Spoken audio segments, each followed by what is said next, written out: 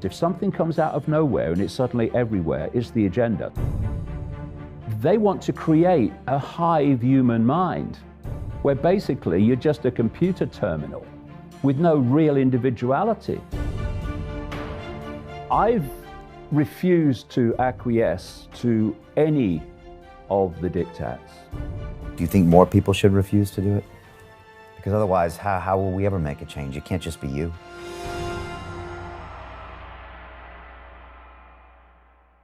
If one person does something, they can pick them off.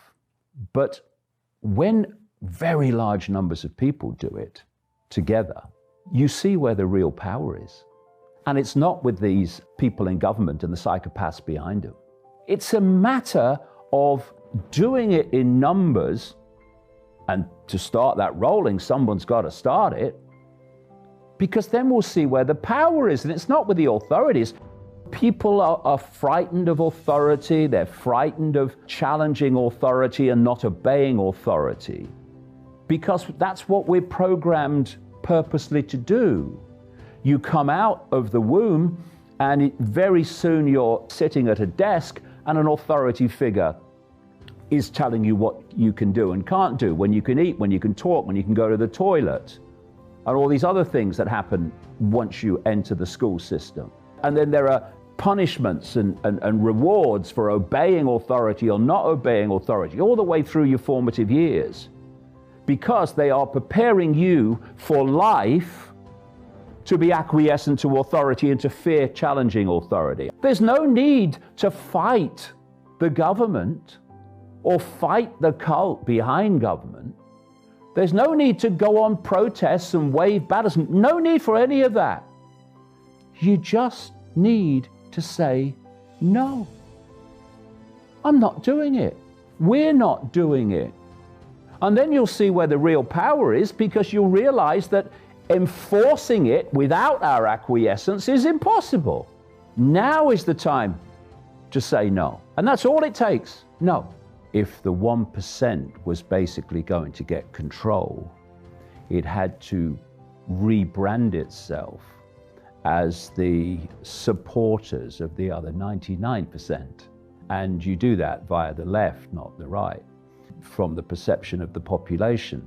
And so now you've got the left standing for everything the old left didn't. And you've got the right pushing for protecting civil liberties and freedom of speech. And if you are going to move into a world, which is what they plan, of the end of countries, the end of nations, then your conservatives with a small c, they are much likely or more likely to want to conserve, to want to protect the status quo, protect the society. We shouldn't get pulled into the idea that we are dealing with an all-powerful force. That's what they want us to believe. We're not. We're dealing with the equivalent of frightened little boys and girls in short trousers who know that they can only survive and they can only continue to advance their agenda, indeed survive any agenda, if they keep the population in ignorance that there is an agenda and that there is a force behind the direction of human society, and B, they keep the target population in a sense of powerlessness and in a sense of little me, what can I do? And they have to hold those two things, because if they don't, the game's over. Like I say, the game's over if enough people just say, no, we're not doing it. No, we're not doing it. It's over. That's how tenuous this cult is in its holding on to power. And it knows it.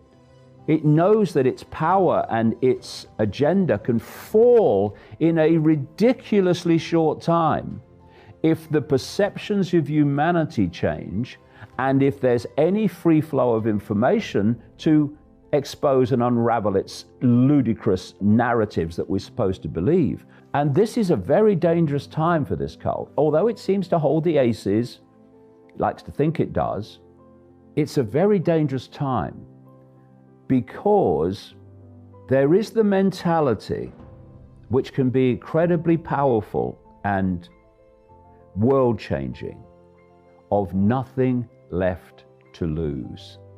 When you think you've got something to lose, you can acquiesce in the hope that you won't lose it. And while you feel you've got something to lose, you will acquiesce or are likely to acquiesce in the hope of protecting it. And what they're doing is they're systematically confusing young people and children about their gender, who weren't confused before and wouldn't have been confused unless this manipulation to confusion had been implemented.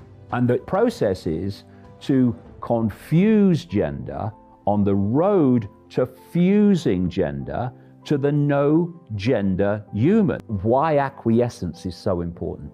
How can a few people in this cult dictate to the lives of billions like this?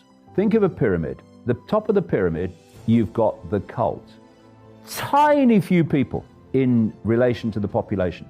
And this pyramid, which is human society, is hierarchical. So the cult at the top of the pyramid imposes its agenda on the next level, which acquiesces to that imposition, and it itself then imposes on the next level. Now, as you come down this pyramid, you're very few steps down before you reach the point where the hierarchy doesn't even know there's a cult. Only these higher, in around the spider, as I call it, levels know that there's a cult, unless you work your ass off for 30 years to uncover it. And so you then hit a level where they're not aware of where this is coming from, but the same sequence continues. So this level will impose on this level, which acquiesces to the level above and imposes on the level below. And this goes down the pyramid, imposition, acquiescence, imposition, acquiescence, imposition, acquiescence, until at the bottom of the pyramid, symbolically, you meet the mass of human society, the population. Now, if we acquiesce to the level of the pyramid that's imposing on us, then we complete a circuit. We complete a circuit between the population and the tiny few in the cult, which has allowed the agenda of the cult to impose its will on the entire population. If we will break that circuit by not acquiescing to that level seeking to impose upon us, we break the circuit. And no longer are the cult at the top of the pyramid imposing their will on the population, because we have broken the connection. And we've broken it simply by ceasing to acquiesce to the level of imposition imposing on us. You know there's nothing to fear, because whatever happens, whatever experiences we're having, we are always an expression, a point of attention within all that is, has been, and ever can be. And however bad the experience we're currently having, that is what we always are. All that is, has been, and ever can be. And so this does not fear. This will always do what it knows to be right, and therefore does not consider consequences for doing what it knows to be right, because it would never consider doing anything but what it knows to be right. Thus, consequences are irrelevant. This says, I'd like to do this, but what are the consequences? And you'll always find a list of consequences why you wouldn't do it. This says, I do what I know to be right. Consequences, therefore, are not even a conversation. What we need to do is to put down the fault lines. They're ludicrous fault lines, for goodness sake. It's only a brief experience. What you are is consciousness. You are a point of attention, a unique point of attention. Celebrate that uniqueness for a start. You are a unique point of attention within an infinite flow of consciousness, having a brief, stunningly transitory experience as a human. And what is a human? It is a particular way of processing and decoding information. That's all human is. The human form processes and decodes information in a certain way that we call human.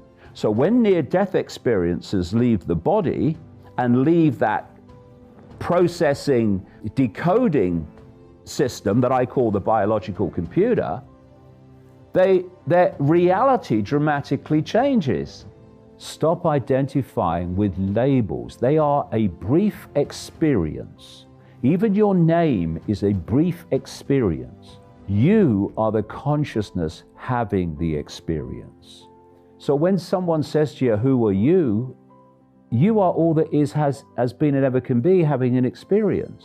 If you meet someone and people say, well, who are you? They'll give you their name, they'll give you their job, they might give you their family background, their family history, where they went to school. That's what they're saying they are. Who are you? But that's just what they've experienced. Who am I? All that is, has been, and ever can be, having an experience called David Icke. Very brief, very interesting. The point of attention that I am is an expression of the same consciousness that the point of attention that you are is, and the same with all of us. So racism and all these isms and all these divisions are not only undesirable, they are confirmation that those that go down that road are utterly clueless about the nature of reality and the nature of who they really are.